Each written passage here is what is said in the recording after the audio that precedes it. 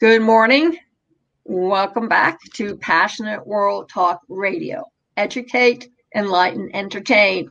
And this morning on Cool Your Heels with Lillian, our two special guests are Troy and Shannon Zeeman, or Shannon and Troy Zeeman, depending on which order you want to put the names. For the women's sliver, I put Shannon's names first. And for the men, I put Troy's name in for the network people. Okay.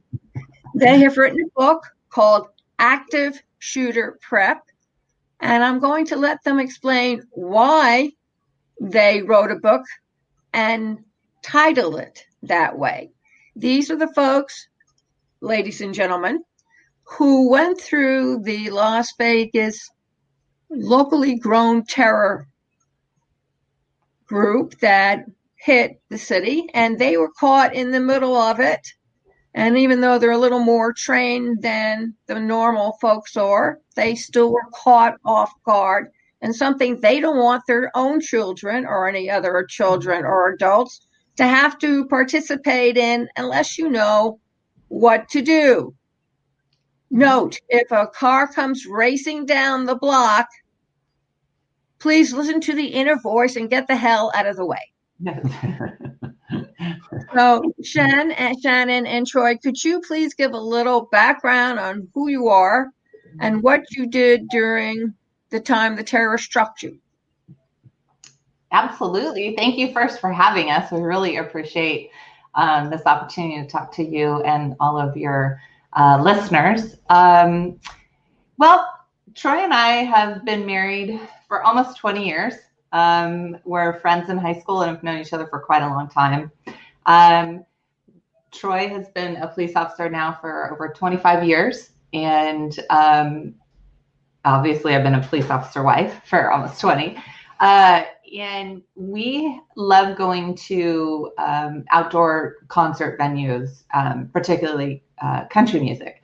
In 2017, I had just finished chemotherapy from battling breast cancer and had gotten great news that I was recovering and surgeries were healing. And we all decided to go to a country music festival called Route 91 in Las Vegas. And it was a 3-day festival to celebrate and to have a great time. It was an amazing venue. We were having a fantastic time. And we were on the third day event. Last singer, who was Jason Aldean, when the unthinkable happened, and we were in the middle of an active shooter event. To be quite honest, so I have no tactical training experience or anything. I'm just a civilian, learned a little bit more because of my husband's background, but I did not realize that we were being shot at. I thought they were fireworks, like the old school fireworks that someone brings in on a string and it's poppity pop, pop, pop. And in my head, I was like, who is this idiot that brought in fireworks and is doing that? And so I never even realized until the third barrage that we were actually in an active shooter event. Troy was able to figure that out a little bit faster. You can tell him. He knows the sound of a bullet, right? I'm sorry? You know the sound of a bullet. Yeah, well, There's a distinct sound to them. Yes, they very much do have a distinct sound. In this case, it's actually a little bit different because the person was 1,000 feet away from the venue, up on a 32nd floor of a hotel and inside of a hotel. He was actually what we call in a sniper position. And because he's in that sniper position, the sounds of the bullets are much different than they are actually on a range when you're actually shooting the rounds. So because of that, it did hit me as odd, the sound, but it didn't immediately hit me as gunfire. As I turned around to assess that situation of the odd sounding, then a second barrage came down and I was able to see gunfire come into the venue and strike some people, which then obviously I reacted with my training and experience that I had in the law enforcement. So I've been training for active shooters since 1999. The Columbine shooting happened. I was working at the Los Angeles Police Department at the time. And the police departments and the national decision was that we as officers can't stand outside an active shooter event and wait for SWAT to come in. So they started a new tactic for officers that were on patrol, and that was our active shooter response. And that's when I started the training in '99 and just continued that training all the way up till today. So that helped out a lot in the Route 91 mass shooting. Do they require you to wear those body cameras at all times? So in case of an event like this, you can capture on tape what's going on around you? Not all departments have body cameras, but I believe Las Vegas Metro did have body cameras on. I believe so. But not all departments have those body cameras. It does definitely help in some circumstances of finding information and being able to train on that. Most of the training that law enforcement get for active shooter are after an active shooter event. They take all of the investigation, the videotapes and the voice tapes, and they bring them to different departments and have those departments train their officers to react in these different scenarios. Because an active shooter is so fluid and it's never something you can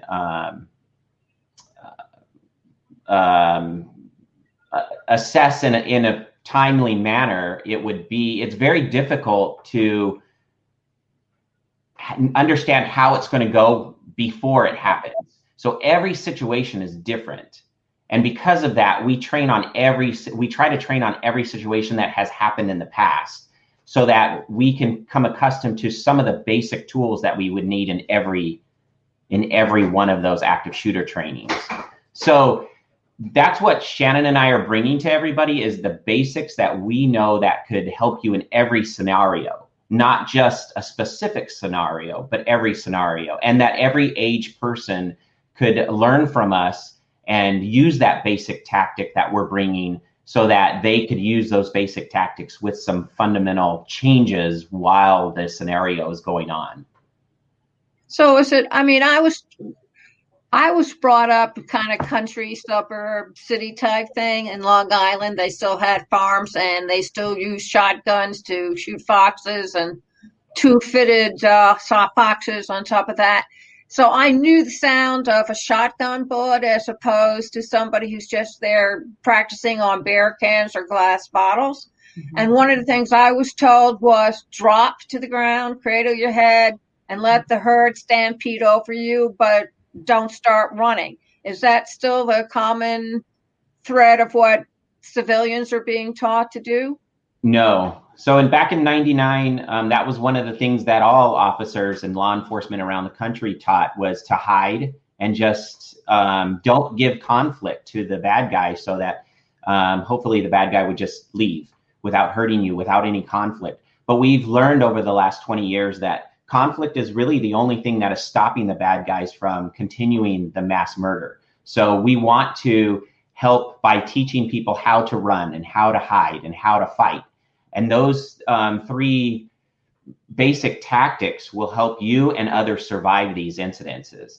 And we're trying to create such a great community that can fight active shooter and defeat them during the incident, that people, if they were to think about active shooters, they're not going to get the mass casualties that they wanted out of it. So maybe they're going to have to do something different. And that's what our intention is to stop active shooter completely. Well, then if you're in the bottom of the ground, most people are not going to look up and say, that's like 90 feet away. Sounds like he's on the fourth floor. If I go in through the emergency, they don't think that way. The only people I know who think that way outside the Boy Scouts and the Girl Scouts are probably the kids who go into active service at 14 and 15. They have the special clubs for them, or they've been in OTC or, officer training or something. Most normal humans that I know of, they hear something unfamiliar and they panic and they start running blindly. Yes. So that is, you're correct on that. And that's actually one of the things that we experienced, actually experienced in this situation. We had people that had never looked for any emergency exits, right? So immediately all they thought of was there was one entrance and exit at the venue, and were up in the front of the stage and actually ran through the bullets coming down. And we saw them, a lot of them get shot in that effort, but they didn't have a plan, because why would we ever think we're going to be in a shooting? Why would we think that we would need, unless you're a police officer? And that's what our friends used to always make fun of Troy when we would go to these events. Like, here he goes, he's looking for the emergency exits, he wants to know what's going on. So we did see people just panicked and running. A lot of them couldn't process what was happening. We had where Troy and I were, when we were trying to help people get out safely, there were so many people that were just so scared, they were frozen. Their bodies couldn't move, or their minds couldn't process what was happening.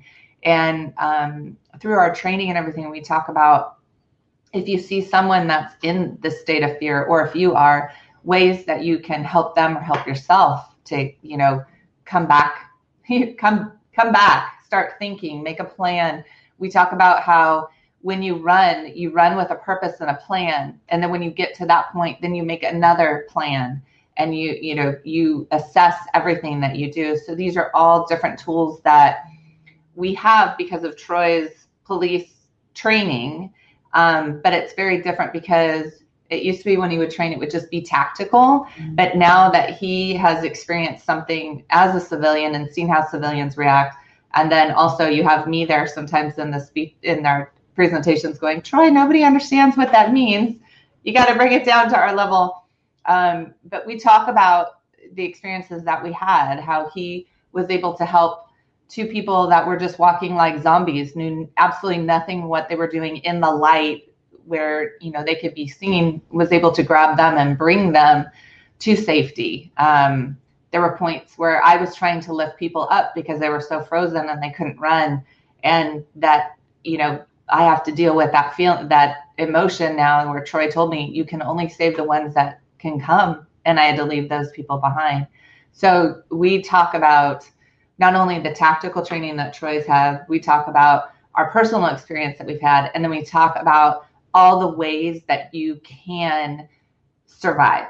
The right way to run, the right way to hide, the right way to fight, in essence, to give you that hope and that empowerment, so you don't feel like you have no chance. I know you're always taught in an airplane to look for the exit, so you know which door that's closest to you. And I know in school you're always taught to look for the exit doors, because you never know when you have to run out because of a fire.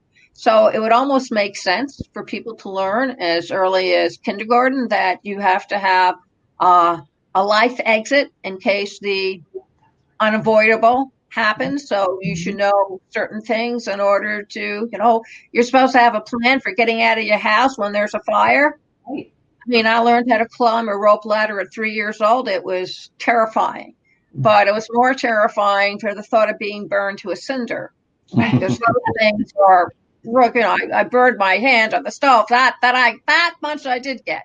Yeah. So it would make sense to be taught of what to do should something happen during any kind of disaster, whether they're bullets or bombs or dogs coming for your throat or something like that. You always need to have a contingency plan. I always have contingency plans. Never know when you're going to need it, but you should have it. Is it true that if you zigzag, it makes it more difficult for the person to get a fix on you? Not necessarily. It depends on the zigzag, actually. So if you understand, as you did, Lillian, you shot guns. So if you took the point of a cone and put it at the barrel of your gun, and you took that cone and you just allowed it to go out as far as possible, it would be an infinite cone, we'll say. If you zigzag within that cone, pretty easy to hit you at any point. Yeah, because it enlarges everything for the bullets to dig out. Yeah, okay. And not only that, but as I move my sights, as long as I'm within that cone, I'm only moving my sights very, very, very, very shortly. It's like 1/16 of an inch, 1/8 of an inch, 1/2 of an inch. That's as much as I'm moving my sights. Now, if you were to zigzag the cone out at 100 yards, I would have to move my sights pretty far to actually hit you. But if I'm close enough, that zigzag really doesn't help in such a close proximity. But what we do train is we train that if you are going to run, you're going to find stationary objects to run behind every time you find them. So what happens to your human mind in a gunfight is that your human mind is actually trying to picture something, and it's going to take mathematical equations of distance and time. And that's what's going to allow you to put your sights on that item and actually hit that item. Now, that being said, if you go in and out of eyesight, of a human eyesight, you have to reevaluate every time you find that target, just like you did when you were hunting. If the animal walked away from you and you get out of your eyesight, you had to wait for it to come back into eyesight and re-engage it. And that's what we're teaching. We're teaching how to run in that manner. We're teaching how to run laterally instead of longitudinally, and that longitudinally is straight away. So if you're running straight away from a gun, you're going to get hit a lot easier than if you ran side to side of a gun. And if you ran side to side of a gun, I actually have to move my entire body to try to hit you as you run in that speed. And my mind may not be able to catch up to you with all of the stress that's being invited onto that person who decided to do this mass violence. So there's a lot of things, like Shannon said, there's a lot of physiological effects that not only affect the victim, but it affects the suspect. We as officers go through it constantly. Every time we get into a gun battle, every time we get into a situation where we feel like our lives are being threatened, there's a lot of stress on us. Our peripheral vision goes from 180 degrees to 30 to 40 degrees. And knowing that your peripheral vision shortens, that's what we call tunnel vision. Not only do victims go through that, but suspects go through that. So we try to explain these things to give advantages to victims who thinks they have the disadvantage.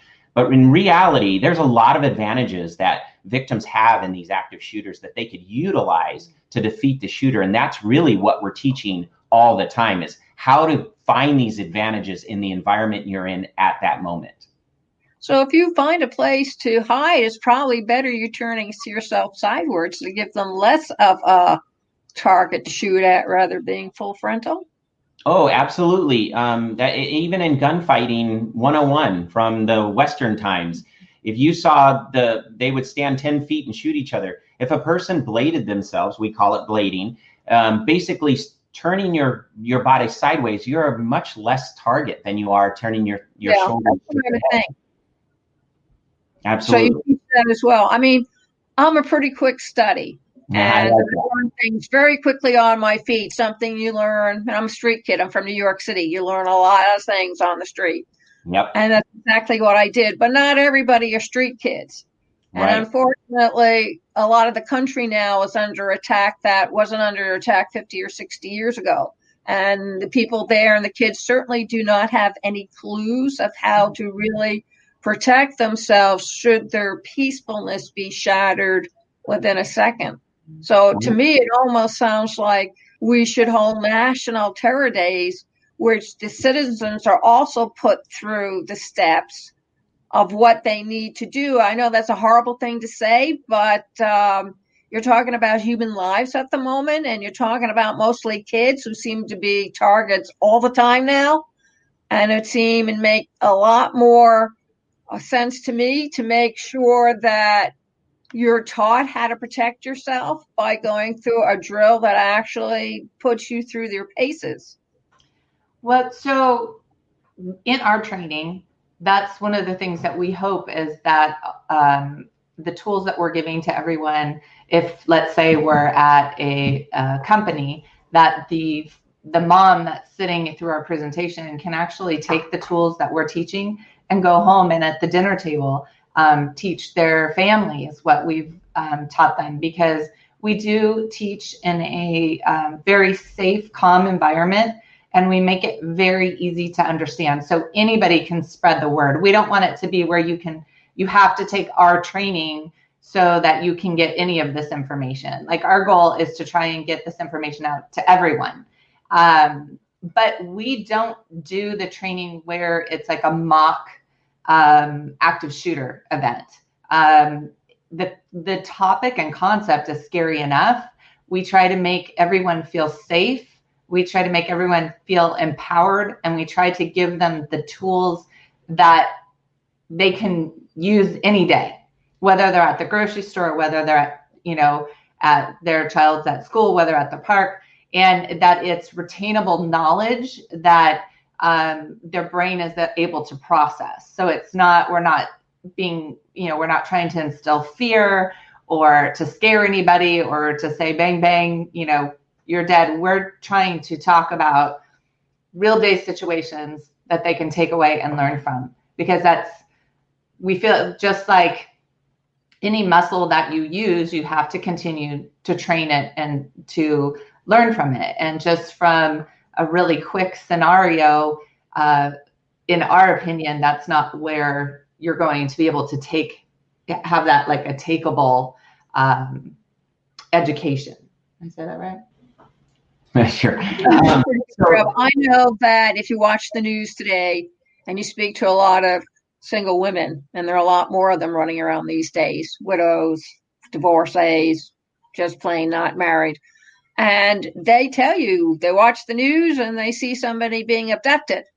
They watch the news and they see somebody shooting up a grocery store because they had a grudge about somebody, or they got fired and they couldn't handle it. So it makes sense to me that you should have some kind of knowledge of how to protect yourself. I mean, people tell me, oh, I took karate and I got red belt. And I'm thinking, that's very nice and all. But from what the soldiers tell me, and I've been out with quite a few, they're trained. And they tell me that unless you're really trained, that kind of knowledge isn't going to help you, because your body doesn't catch up with your mind. And it's your mind that controls the rest of your body. Absolutely. I agree 100% with that. And that is absolutely true. And that's what law enforcement is trained on all the time, is your mind is what wins fights. Your mind is what protects you, and your mind is what gives you your advantages. And that's one of the things that we do. And just like Shannon said, we want everybody to be trained. One of the reasons why we wrote the book this year is because our training got stifled by the COVID-19. And so we did a lot of Zoom training, but it wasn't in-person training. And we lost a lot of people to train this year because of that in-person training. So we wrote the book, and that book is giving you the empowerment and making you learn how to take the advantage back from a disadvantaged situation. Officers have to always react to a bad situation. We're not taught to go in proactive in a death situation. We're taught to react to it. So we're already behind the curve. Every officer in America is behind the curve when it becomes a death situation. And that's what we're teaching people, is how do you take back the advantage in a situation where you feel like you have no advantage at all. And that's what we're training you to do. And really, a lot of that is all about your mind, your physiological effects, how your mind actually works in stressful situations. We teach those things so that you can kind of understand it and teach other people. And then if they understand it, we all have more advantages in these bad situations than we think we had. And that empowers you. And it gives you that confidence that you could actually win. One of the stories in the book is about a person at a real estate office who thought that his office was so bad in this building that he was going to die if there was a violent occurrence in the office. And so after we went through our training with him, he said to us, I'm so happy you guys were here because I feel like I can win this now. Even though I'm here and I'm in a bad situation, I feel like I can beat an active shooter who comes into the room. And that's what we're trying to do, is give you that confidence, give you options. And if you can remember these options, then when your brain goes into that stressful situation, your amygdala will search your hippocampus and it will send it straight to your frontal lobe, and you will already within milliseconds know what to do. And that's what we're trying to give you. If you don't have the tools, then your frontal lobe will never have anything to even search for. So that's kind of one of the things that we're also trying to give those people that we train. Well, I'm glad to hear that, because I've had so many of my friends tell me, well, I've gone out and bought a gun, and I'm thinking, big deal. They can take it from you and shoot you with the damn thing. Right. So you're actually giving them permission to kill you. Yeah. Right. I don't understand people who do that. And yet I have friends who are armed to the teeth for the coming invasion. And I'm looking at them going, no, I'm sorry. You're more at risk now than when you first went out and put your arsenal together. Of course, Yeah. you can't tell that's all the, well, whatever, groups out. I can say this too, is during our trainings in the last couple of years, we've had people come up and ask us if we give tactical training and actually armed firearms training. And I tell them no, because the first thing you need to learn is how to get your brain right. What are your options in your brain first? And that's what they teach officers. Officers, the first part of the academy of the officer is all about mental stuff, learning the laws, learning the Constitution, and getting you to understand how disadvantaged you are and how to get that advantage back. And then they give you your gun later. So the same type of training that we're trying to train people in the civilian world, we're trying to train the same type of young officer. We're not giving them that active shooter training where you run into a building and start shooting people, because even officers who are on duty, they've been there for years and years. You start throwing them through those active shooter trainings and they're so stressed, they don't remember anything. It takes them 12, 13, 14 times just to start becoming proficient at that. And that's a hard thing to do. How do we do that with civilians? They don't have the time or the resources to train that often in that kind of stuff. So we're giving you the stuff that we believe you can retain and utilize and actually empower you to defeat an active shooter. And to stay within the limits of the law. Yes. Which right. I find fascinating, because so many people cite self-defense. If I didn't do it, he would have killed me. And I'm thinking, really? Because right. I know it's very difficult to kill a person, despite what people think. You have to really have a certain type of mindset in order to go out and take somebody else's life. Well, you also have to, I know it's difficult enough to discipline your kids. Yeah. Well, in the situation that we were in with Route 91, we had so many first responders, whether they were police or military or nurse or doctors or anything like that. And you think about it, nobody was allowed to have a weapon at that event. And nor if you were to ask us, our shooter wasn't even in the event, so it wouldn't have helped us in that fashion anyways. But so all these people had to have some way of getting help or getting out or protecting themselves just with their mind and their body. And so, not always, whether you have a weapon or not, you're not going to have that with you at all times. And so that's what we're trying to do, is teach something for everyone, whether you own, arms. No, I'm trying to think of the spray. Pepper spray? Pepper spray. It's not bear spray. I have bear spray. Whether you have pepper spray, whether you have a firearm, whether you have, your keys, whether, you just have a shopping bag, you never know where it's going to happen. I had cowboy boots, a cowboy hat, and a drink in my hand. That's all I had, so you have to put it into your brain as Troy is processing and have that idea of, if I'm in this situation, what are my options? And those are doable anywhere you go. I could believe that. I wish I had your book, was it 40 years ago when I was raped? Yep. I didn't have any options. So I didn't know what to do. Right. I did know I wanted to keep him away from my son, and that was my number one option, and I did it. Right. And apparently I was the only one of his victims who lived, so I must have done something right in that respect. Absolutely. But everything else, you just panic. Yeah. Or in my case, you say, calm down, this is real, let's deal with it. But not everybody's like that. No. I agree. And just getting back to your firearms, the people that who just buy firearms and say, I'm going to protect myself with this. There's a lot of training that goes behind that. Even top trained military and police, we both get our guns taken away from us here and there. And there's been countless times where we've been killed by our own guns. And it's something that people who want to get firearms have to understand, that a firearm does not protect you against all enemies. You have to be able to utilize it. The malfunctions that are involved in it. There's all kinds of stuff that we are constantly trained on, because guns don't just protect you and and keep people away from you. Oh, please tell the National Rifle Association about that, because I really think they need to understand what they're doing, because I don't think they really understand the nature of the beast in that respect. So, Troy, Shannon, please tell everybody where they can buy your book, where they can get in touch with you, and all that other important information. We would love to do that. Thank you. So this is what our book looks like. It's called Active Shooter: How to Survive the Most Important 4 Minutes of Your Life.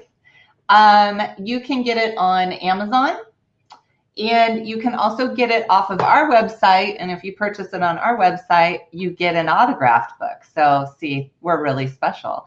Our website is activeshooterprep.org. On our website, you can email us, which Lillian so nicely put at the bottom of the screen. It also gives you our direct phone line, so you can call us. We are available anytime to answer questions anyway that anybody has, whether you're going to have our training or not. We just want to help people and inform. In our book, it's a 2-part. The first part explains our story of Route 91. So we bring you in as if you're actually there with us, explaining to you what our thought process was, what was going on at the time with us, and also with the shooter, and the tactics that we used and the emotions that we used to get us out of there. And the second half is a description of our training. So it's not, unfortunately, going to give you everything as if we come to your facility, because we couldn't make the book that long, but it's going to give you some great advice, tangible things that you can do, and hope if you are in an active shooter or stressful situation. Great. Ladies and gentlemen, and adults of all ages, you can see this interview all over again on youtube.com/PWR Network _PW Talk Radio and youtube.com/PWR Talk. You can also hit her on facebook.com/Lillian Cauldwell 35, which is then the station, Passionate World Talk Radio. You can also find it at https://passionateworldtalkradio.com. And of course, we have the option of providing the video plus the audio. The audio will be heard on Spreaker, Amazon Alexa, iHeart, iTunes, Google, Amazon Music, you name it, we're there.